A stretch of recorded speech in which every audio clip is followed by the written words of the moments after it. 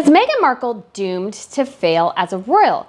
Obviously, she lamented about her time in the monarchy during her interview with Oprah Winfrey. She complained that nobody helped her with her alleged mental health issues, like she went to the HR office, even though that absolutely makes no sense. And then she also complained that, there was press intrusion. She said she had to learn. Nobody taught her the God Save the Queen, the national anthem of the United Kingdom, even though it is a version of My Country 'Tis of Thee, and very, very simple song.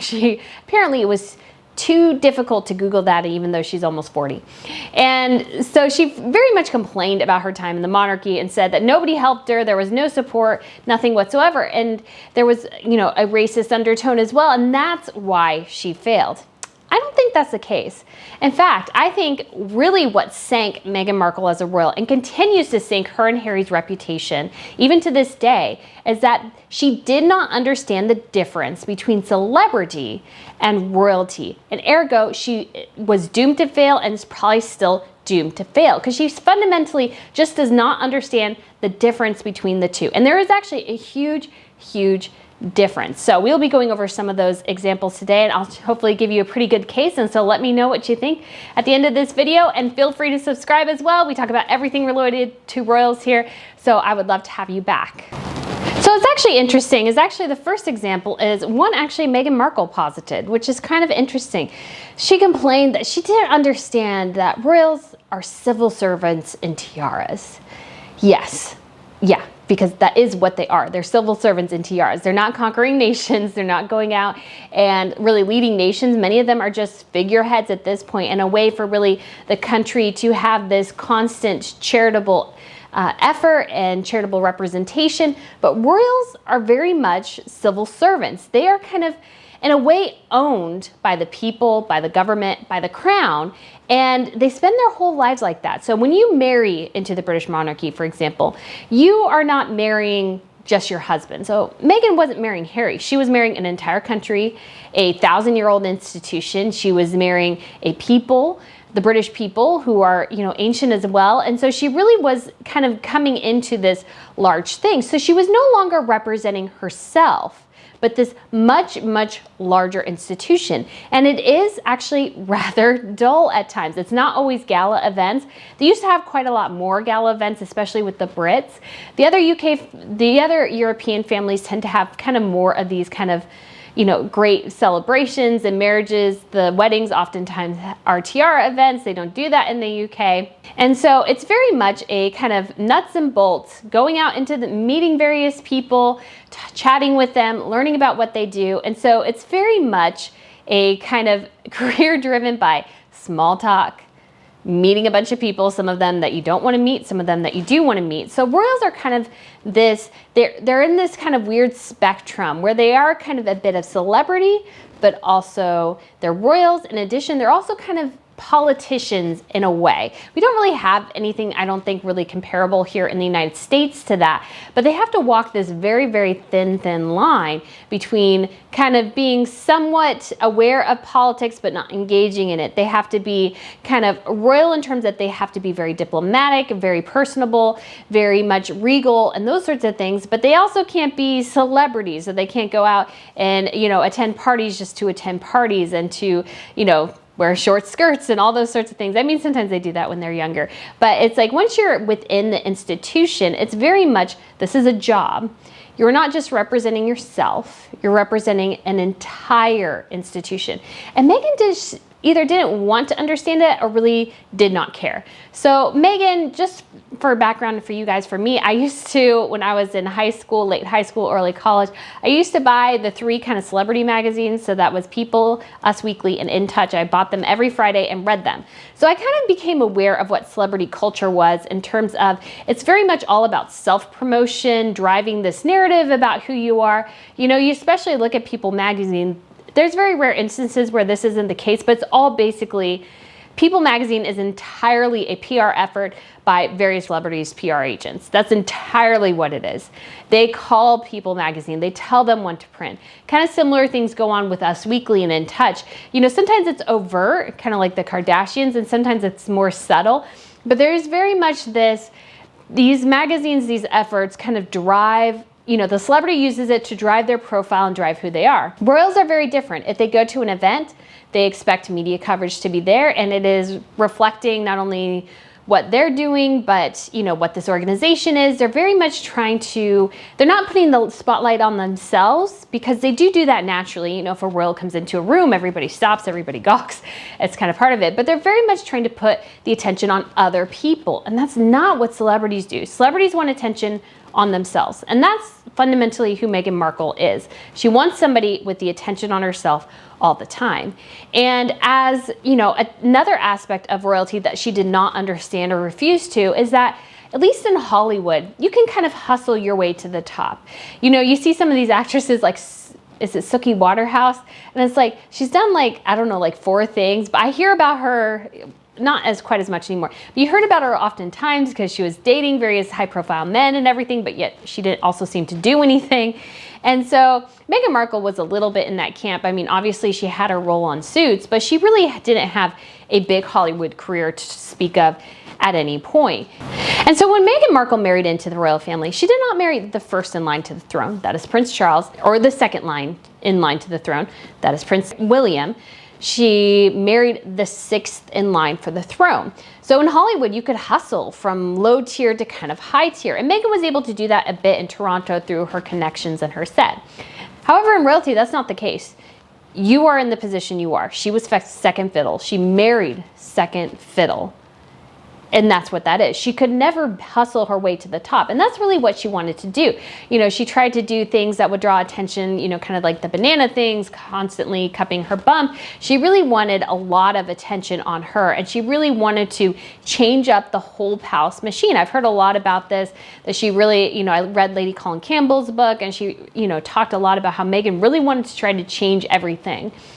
But, she's not higher up in the institution. She's low tier. And so, not the lowest, but definitely not in the upper echelon. Things are going to be driven by William and Kate and Charles and Camilla, not by Harry and Meghan. And every year that goes by, Harry and Meghan and their children become less and less important to the crown. And that works across the spectrum. In every royal family, that's how it works. The only exception I can think of is kind of the Swedes, and that's because the king, really his favorite child is his son, who is his second heir. His first heir is Crown Princess Victoria. He really wanted his son, Prince Philip Carl, to be king. And the government decided to change that, and I think Victoria would make a much better queen anyways. But, Meghan just didn't really want to understand that, she wanted to push herself to the forefront. Harry and Meghan oftentimes would drop news and tidbits on their social media profile without, even though the rest of the royal family, a more senior royal, had already, they have these massive calendars for the royals, and they try not to step on each other's toes too much. And if, maybe there is 2 events on a single day, like Prince Charles and Camilla being on tour in Northern Ireland and Kate and William being on tour in the Caribbean, that was kind of a weird thing that they were both kind of on a tour at the same time, because generally they try not to do that because they don't want one tour to take attention away from the other. So there must have been an underlying purpose why, either it was to deflect attention from something or give attention to something else. So they kind of do things that way. But Meghan, for example, she dropped her visit to the National Theater, even though Camilla had already crossed off that day saying, I'm giving a huge speech on domestic violence, as she really wanted that to be a huge part of the news cycle. And Meghan kind of bumped her out. And Meghan did this constantly. And if you're in Hollywood, hey, that works. But when you're royal, that does not, because you are not on top of the pyramid. If Meghan was on top of the pyramid, of course, she has a lot more latitude. But she's not. She's not the queen. And she's not as high ranking as everyone else. So it really limits what she could do. And so, but she refused to kind of understand this, even though it was very aware. She married Harry. She got engaged to Harry knowing that Kate was pregnant with baby number 3. He was going to go from 5th to 6th. And as Prince George, Charlotte, and Louis all have kids, she and Harry will go further down the line, and their importance will become less and less over time. That's the way the whole system works. And so now if Harry and Meghan, let's say for example, always wanted to go to Hollywood, they didn't have to actually get married and get the titles. I mean, they could have gotten married but not had the titles and just gone to Hollywood. That would have been totally fine. But Meghan, I think, really had this idea that she was going to come in and fundamentally change a 1,000-year-old institution, because she knows better, guys. She really, really does. So I don't think that was ever going to happen. And she just didn't really understand that, yes, you can hustle your way in Hollywood, but you cannot hustle your way to a crown in the monarchy. That's just not going to happen for you. And so another thing that she kind of either refused or didn't want to understand is that the monarchy is really owned by the people, and ergo, the people within the monarchy are kind of owned by the people. Now, this might seem strange to us, and it might seem really, really weird, but really the entire country of the UK has a stake in the lives of George, Charlotte, and Louis. I mean, the rest of the family too, but let's look at the Cambridge children. I mean, Catherine walked out a day after George's birth and within hours of Charlotte and Louis's birth for the sole purpose of getting people to attach to their children. That was part of it. And they showed them in part because they understand that there is this relationship, because they have this privilege. Catherine gets to wear these amazingly expensive jewels. They get to live in palaces. People supplement their lifestyles. They get security and all this. Ergo, the people get something in return. And that is, no woman wants to walk out after having a baby to crowds of thousands of people and millions of people watching online. No woman in her right mind wants to do that. But Catherine understood that she had to, because her children, not only are they hers and William's, but they belong to the British people. And the more that Kate and William can attach their children to the British people, the more support they'll have. Harry and Meghan did the exact opposite. So when Archie was born, they announced that Meghan was in labor, even though she had already given birth hours before. So they kind of made the press look stupid, because the press were like, oh yeah, she's in labor. And then they're like, yeah, she gave birth like 3 hours ago and we were just told she was in labor. It was a very odd thing, and they kind of kept harping on, well, Archie's private. They only showed him to a couple of people in Windsor Castle, which I think kind of disconnected people from them. There's one thing, Catherine walked out with George, and she was glowing. Her hair was not perfect. Her hair was perfectly coiffed with Charlotte and Louis, but really with George, she was very natural and I thought very lovely in that moment. And so you just kind of look at those differences, and, Meghan looked, very made up and everything. And, they had this disconnect, and I don't think people couldn't see Archie well. And so really nobody connected very well with him. And they demanded privacy for him, and yet were perfectly fine to complain that he was not going to get security from the UK people. So they want him to be private. But, they still wanted you to pay for them. And that's not the relationship that royals have with their people. To get that security, you have to give up something in return. And that's a section of your life to this much, much bigger institution. And so because of that, people didn't connect with Archie. Now they're not going to connect with Lily. And so Harry and Meghan really have created this kind of firestorm in a way where their children, even though they, say their children are private citizens, they do also want to monetize their children. That's why they named Archwell. And they, trying to copy the Queen by using Lilibet instead of just going with Lily. And so they've really kind of created this dichotomy where they're kind of simultaneously wanting people to care and not wanting people to care. And that just doesn't work. If you're a monarchy, you walk out and you show your children. A lot of the royal families do this. It's a way, again, to connect their children, and people will watch their children grow up for the rest of their lives. Obviously, the Cambridges have done a very good job, I think, of trying not to oversaturate their children in the media, trying not to overwhelm them by the media, because they'll experience that for the rest of their lives. They're trying to control as much of their childhood as they can, while still understanding that the people need to see their children. Because if the people don't see their children, then they won't care. And so Harry and Meghan made a grave mistake with that, because Meghan thought, well, I'm the royal, I'm the celebrity, my kid is fine. I don't want them to be in the public spotlight. And celebrities can do that. Now, obviously there's a trade-off. If you are in the spotlight, your children will, by osmosis, also be in the spotlight, but some of them are very good about not sharing. Like Benedict Cumberbatch, I didn't realize he had 3 sons. I thought he only had 1. So he's done a very good job of keeping his children very, very private, and their private lives very private. Royals do not have that. If you are royal, you have to let people into your lives, because if you don't, why are they paying for anything for you? That's the trade-off you give. And so Meghan and Harry just did not want to understand that, or Meghan just refused to understand that. She treated it very much like a celebrity. Well, you know, I'm the celebrity, my children's not. So my children's private, and so you don't get to do any part of it, yet she would tout them out when it was useful. And so it's just really a very much different way of seeing these things. But, you know, if somebody's paying for you, they want to, you know, have an aspect into your life. Another aspect I think Meghan didn't want to understand is that, you know, if you are a celebrity, you are representing yourself. You are representing your own brand. Now, looking back, for example, last week at the Oscars and Will Smith slapping Chris Rock, you know, I am not a huge Will Smith fan. I don't mind him. I've liked his movies before. I just don't, you know, necessarily seek him out. I'm not like a huge like stan or anything. But watching him slap Chris Rock, I'm like, I'm not gonna ever watch a Will Smith movie again. I'm gonna make that decision. One of the most interesting things about that situation is that Will Smith has really seriously damaged his own brand. His brand will probably never recover to the fullest extent that it can, because he has severely damaged it by having this outburst of violence on national television that was a total overreaction to an innocent joke that could have been that Chris didn't know that Will's wife has alopecia.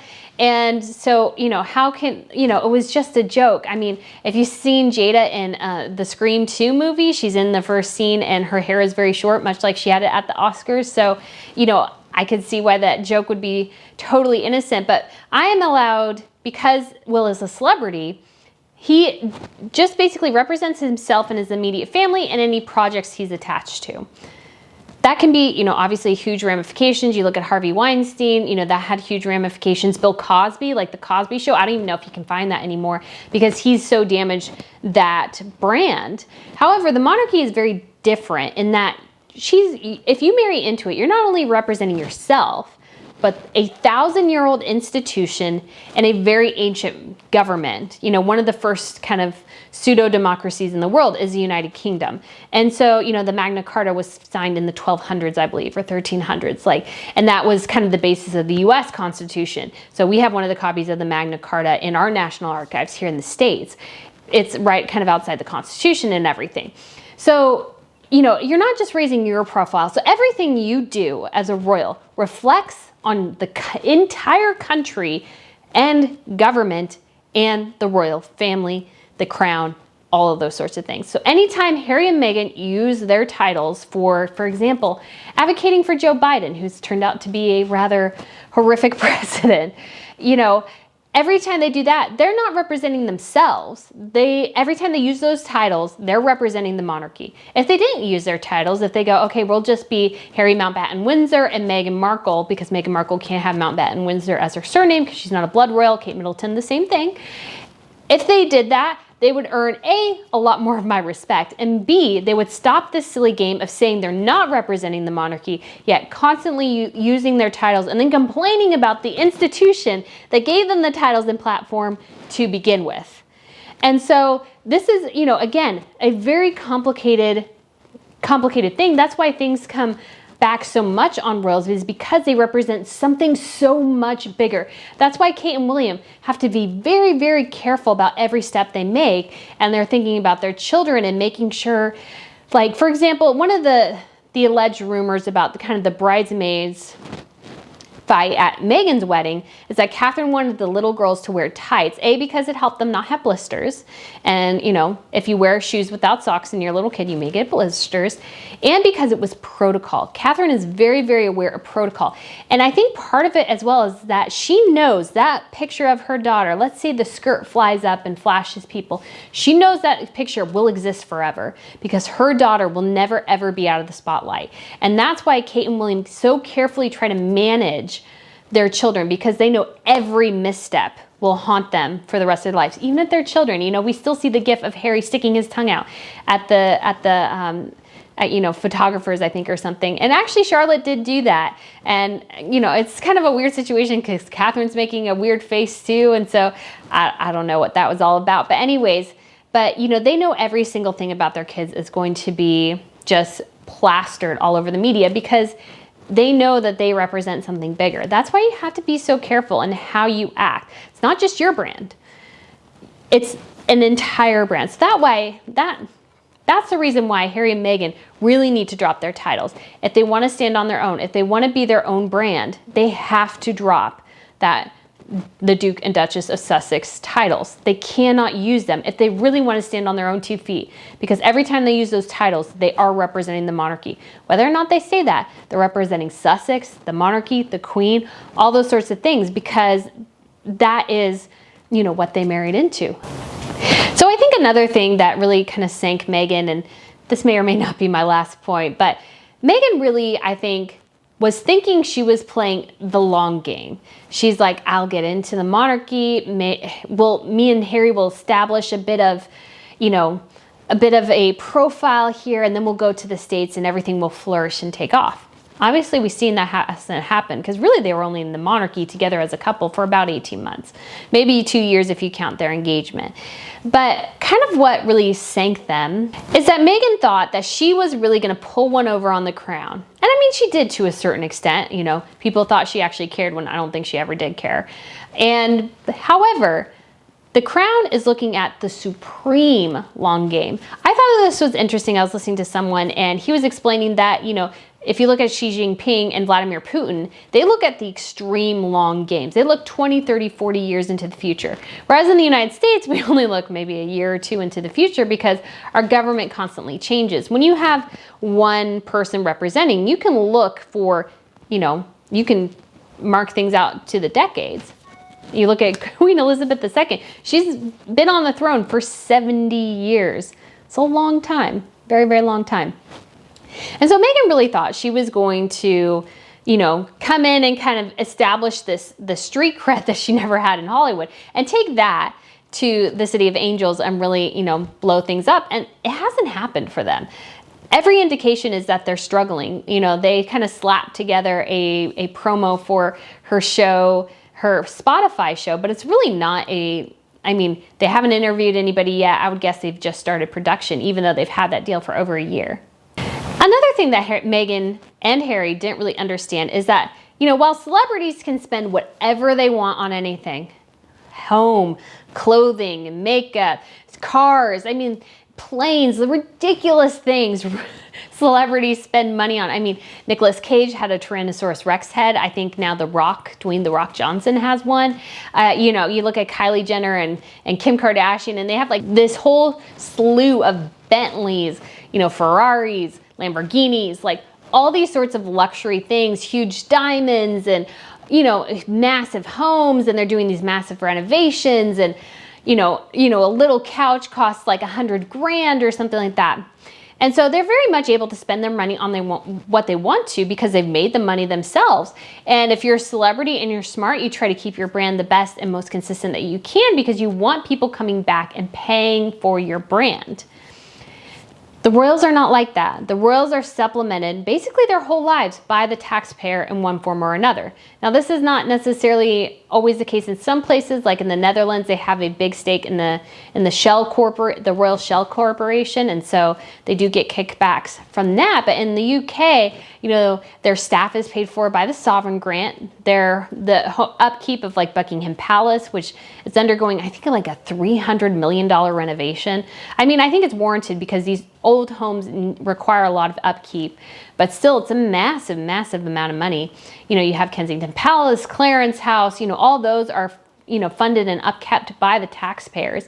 In addition, they have the Duchy of Cornwall and the Duchy of Lancaster, and those are kind of, they get money from those people who have built or have homes or businesses on those lands. So technically that's a kind of a form of tax as well. And so that goes to Prince Charles. He has the Duchy of Cornwall. The Queen has the Duchy of Lancaster. And then they use that money to privately fund their children and grandchildren. So when it comes to money, royals have to be very careful. You can't have something hugely ostentatious without people questioning, do you need that? Was there a better way you could spend that money? Because again, while they have a decent amount of money, it's not as much cash as you would anticipate. Like the Queen technically owns Leonardo da Vinci sketches, but they're really owned by the crown. Ergo, they will pass to Charles. Ergo, they can't really sell them. And so it's not like they have a ton of cash hiding out somewhere. They don't like have, they always say like the queen's worth like, several billion or $600 million. She doesn't have $600 million in cash. A lot of it is tied up in land and paintings and artwork and all these sorts of things. And so when you look at Harry and Meghan, and in particular Meghan, she spent a ton of money on her wardrobe, like $1 million, $2 million, something like that. And in particular, there was just one gown that allegedly cost over or around $100,000, a six-figure dress. And that's not her wedding dress. This was the dress she wore in Morocco when she was pregnant. So it's a maternity dress. That means she may not be able to wear it again based, depending on how they made it. It was obviously an incredibly fine fabric because there's not much to this dress, really. There's nothing interesting or unique about the design, I don't think, really. It was also from Christian Dior, which is a French fashion house. And most of the time, if you're gonna drop that amount of cash, they want you to do British because that's putting money back into the British economy, not the French economy. And it was also very ugly. The color I don't think was flattering on her at all. Like it was like this weird taupey color, and it was ugly. It was just not a flattering look. It kind of hugged her bump weird, and you could see that her belly button was popping out. Like it was just a deeply unflattering look. You compare that to the dress Catherine wore when she was pregnant on tour in Norway. Huge difference between those two gowns. And obviously, I'm sure that dress of Catherine's cost quite a bit, but not as much as Meghan's. I don't think Catherine has spent $100,000 on any gown except for her wedding dress. And that is perfectly fine because that wedding dress will be displayed for decades to come. But royals, again, have to be very, very careful on what they spend their money on. They can't go on huge vacations. They have to be very, very careful. I mean, Prince Andrew and his daughters are caught up in another financial scandal because, again, not access to as much cash as we would think, and it turned out he asked for $750,000 for Beatrice's wedding, which ended up being in a small chapel. So, I can't remember exactly what he was actually getting the money for, but it's just, they have to be very, very careful because, not only are, they're using this money for clothes, transportation, everything like that. The government also funds their security, 24/7 security in the cases of Catherine, William, the Queen, Prince Charles, Camilla, Prince Andrew. Like they're paying for 24-hour security. Any palace properties also have 24-hour security. That is taxpayer funded. So you can't go around spending $100,000 on a dress and not expect to be criticized heavily for it. And this is the other thing, and I think I'll end on this. Royals are open to criticism, bar none, because they're receiving taxpayer dollars to fund pretty much every aspect of their lifestyle to a certain extent. They are subject to taxpayer scrutiny. Meghan and Harry just did not want to accept this. Meghan again had very much this Hollywood celebrity perspective, whereas that, yes, celebrities get criticized for doing certain things, but there's kind of, a cooling off period. People forget, people move on, and those sorts of things. And so, celebrities, they don't really have to apologize. They're not open to criticism in the same way royals are, because royals, again, are funded by the taxpayer. And so if you step out of line, you could even lose your throne. That happened in Spain. The King of Spain, supposedly there were several scandals. He went on safari during the recession with his mistress and killed like a buffalo or something. And, he spent, and he also got some kickback of like $100 million or something crazy like that. There's a lot of craziness in Spain. We'll get to that at some point. But if you look at that, it's like they are hugely open to criticism in Spain because their lifestyle is funded by the taxpayer. Same thing in the UK. All the royal families, except for the ones that have been deposed and have their own money, they have to walk this very, very narrow line to avoid, calling criticism on themselves. And that's all that Harry and Meghan did was, it was Meghan's wardrobe. It was the lecturing that they do to people, telling people how they should live, looking at the environmental stuff. They complain about carbon footprints, yet take private planes all the time and then complain, well, this is private time, so ergo, you guys shouldn't care. But when you were on that private plane and traveling here and there, your security was funded by the taxpayers. When Meghan Markle went to New York City, obviously her baby shower cost like 250 grand or something like that. It was ridiculous. She took a private jet there and back. She stayed at this hugely expensive hotel. And then we were all told, it's like, well, you know, it was privately covered. Well, we don't know what was privately covered and what was not privately covered. But her security was there. So taxpayer funded security for the UK had to spend overtime because Meghan Markle was in New York having an ostentatious baby shower and walking around to a parade of paparazzi. In addition, as an American citizen, my taxpayer money was also hard at work helping to protect her because she was, at the time, had that status as an internationally protected person. Ergo, you can see US diplomatic security following her around as she does her paparazzi strolls. It's incredibly aggravating, just to me, because it's like my taxpayer money was funded for something you could have done in the English countryside and probably had a much better time. All the women who were there could have easily traveled. That you had to have it as flashy as you did in New York caused an immense amount of criticism on you because people's money, other people's money was involved in funding it. Because, you know, if you're a celebrity, let's say, again, let's take the example of Will Smith. That I've decided I probably won't go see another Will Smith movie. Let's say if they came out with, you know, Men in Black 5 or something, or rebooted Men in Black and he was in it. I may decide not to watch it because I don't agree with what he did, and I can punish him to a certain extent, not really punish him, but punish him by withholding my dollars to his tickets. Now, obviously, I'm just one person, so it's not like I'm going to sink Will Smith or anything. But if 100 million people decide not to purchase Will Smith products, that hurts his brand, that hurts his financial line, and he's the only one who has to deal with that. But when Meghan Markle makes a $250,000 trip to New York for a baby shower, you know, that costs all of it together, and uses my taxpayer money for her security, I have a beef with that because that's not, you know, I don't buy Kylie Cosmetics because I'm not really interested in supporting the Kardashian brand, but millions of other people buy it, and so she has, you know, billions of dollars in the bank. There's a difference. People, if you're a celebrity, people can decide not to purchase your brand or what you're promoting or something like that because they disagree with you. Royals don't have that option. The people are supporting them no matter what. So therefore, you had to walk this very, very careful line. And Harry and Meghan refused to do that. And they became really their victims of their own arrogance and their own basically kind of very, very dumb decision making. Because at the end of the day, I think Meghan thought that she could rise above the royal institution, that she was better, that she was wiser, smarter, savvier. And I have seen no evidence that, despite all their proclamations, that Harry and Meghan are really all that savvy when it comes to PR. Because if they were, they would have gone to his grandfather's funeral, because that was a very easy way to get some very good press. And they refused to do it and will suffer the consequences because of it. Because at this point, although they're outside the royal bubble, they're still representing the crown.